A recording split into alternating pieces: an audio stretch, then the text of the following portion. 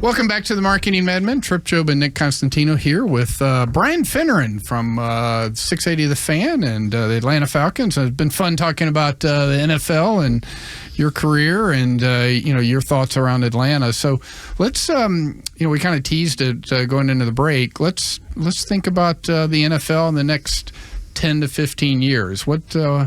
What's the biggest thing you see that might be a major change? The emphasis on overseas football, I think, has become really big. I think the Falcons are one of the few teams to actually get their, is it marketing rights? Is that the right word? In Germany, Okay. where they bought a licensing base over there where they can sell their own products inside that country. Oh, wow. So they own the license. So it's not Nike or someone else. They bought their own licensing. I believe Smart. so. Very Look smart. it up and Very make smart. sure I'm right. It's cool. But Jacksonville, I went to London last year as a Falcon ambassador. They invite one former player to go with them. They take care of everything, fly in Delta One, and it's pretty ridiculous. I've never been up there in my life. My wife was a couple rows back.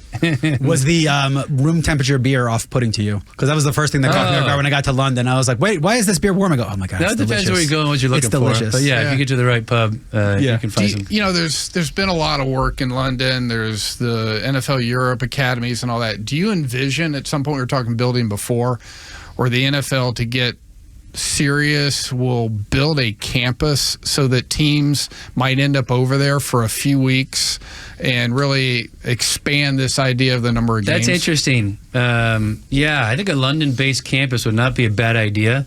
There's obviously some relationships between the NFL owners and some of the soccer teams in Europe as well, where maybe that might make sense. Jaguars did it last year, played the Falcons, say week 5, and we were there.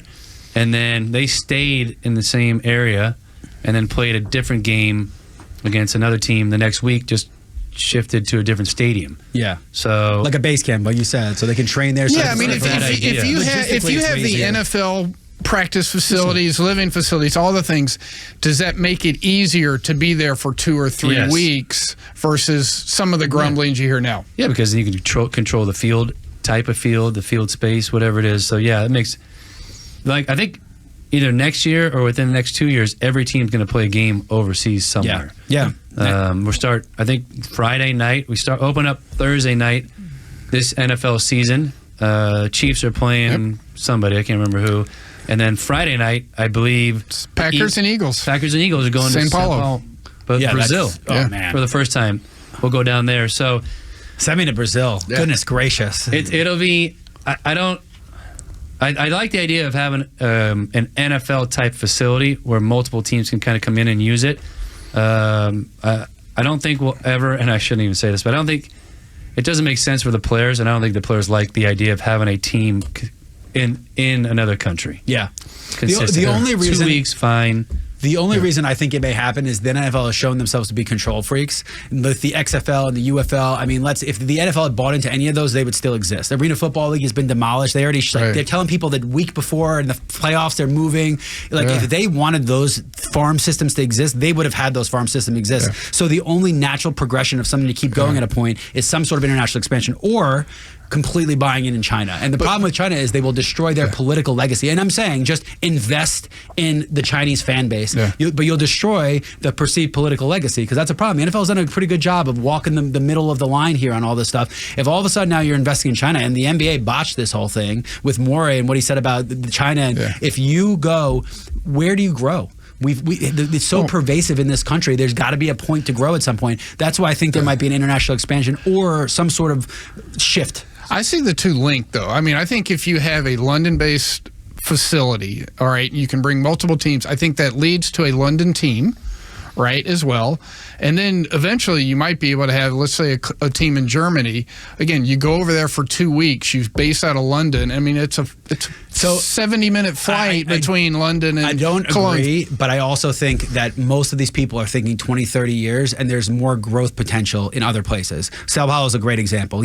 Brazil's a different place, but Brazil's going to be 1 billion people really soon. London is an economic powerhouse on the decline with not that many people that are grown there. So I just think that Goodell's thinking the long game. Mexico City is a great example. Man, Mexico City is the largest, most concentrated city in the world. Why would you go to London? I just think that there's going to be more to this decision. Safety reasons. I mean, logistics. I don't know. I get you. But What was I going to say?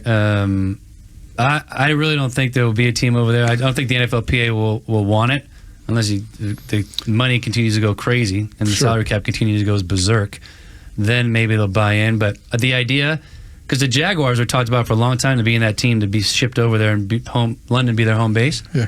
Well, they're just going to build. We just talked about $1.6 billion. Not going to happen. It's not going to happen. Stadium for the next 30 years. Carolina, another team that's kind of not very good for the most of their time. Never had back-to-back winning seasons. Isn't it ironic that those are the two expansion teams that started at the same time? Was it 96 that Carolina and the Jaguars? 95 that Carolina and the Jaguars, and they're the ones that are being talked about in this way. It's just crazy. Just think about it. So what about because they're all fixing their stadiums. Look, from Miami to San Francisco is like a 7.5, 8 hour flight. That's the same flight to London from New York. So I understand that, and there's time zone changes, but they're already doing some of those flights. Mexico City would actually be closer than going across to San Francisco for some teams. All right. The other thing I would say that really would be interesting to watch moving forward is the access to eyeballs. When you think about all the TV deals and streaming, it's going to be a nightmare. What did I read? Amazon and Apple. It will cost you $150 a month to watch all the games right now. The way these are set up with all the different channels, $160 a month to watch. If you got every streaming service to watch all the games this season. So that's something to keep an eye on how much farther they go, because they're selling for Christmas Day games for $70 million. And just cashing in, and they're ready to do more of that, I think. So I think keep an eye on that, because that's what really pushes their product and pushes their ability to pay these players and continue to build these stadiums. Does technology get to a point that you see, in baseball you see umpire cam, you see player, do you eventually see a quarterback cam that is a special package that someone has to buy? Oh my God! You're talking about augmented reality stuff where you can pick extra zooms and do more like a. I think just a streaming. Yeah, I think the allure would wear off quickly and you'd cancel. I think it'd be cool to watch from a quarterback's point of view. I think for most of us, but there are they're fanatics out there. I don't know. I think the future, that augmented reality where you're gonna be able to put glasses on and it's gonna be able to show you in real time how fast they're running, how extreme the collision was. I think that's more likely of a thing. It won't be the channel will sell it. It will be you're buying a supplementary app or something. So in real time, because it would be pretty cool to watch every time it hit how much force was created or how fast these guys are running. They do it after the fact, but hearing that stuff in real time, I would pay extra for that. Again, maybe for a game. I think all season you have to be mentally prepared to do that. To do it for the Finn, I heard he'd pay for you to hit him real time just to see how it felt. I've got my clock cleaned a couple of times. I'm not saying I'd be for it, but are over, dude. I cannot. I can barely. No, I'm not hating anyone ever. Well, look, Finn, this has been awesome. We got 1 minute left. Just talk a little bit. I think about what the NFL, what it's meant for you, what the league, just how they've done such a great job, and then we'll close us out. Yeah, if you do the right things and like we talked about to start the show, follow the rules, build your brand. Be open to different opportunities.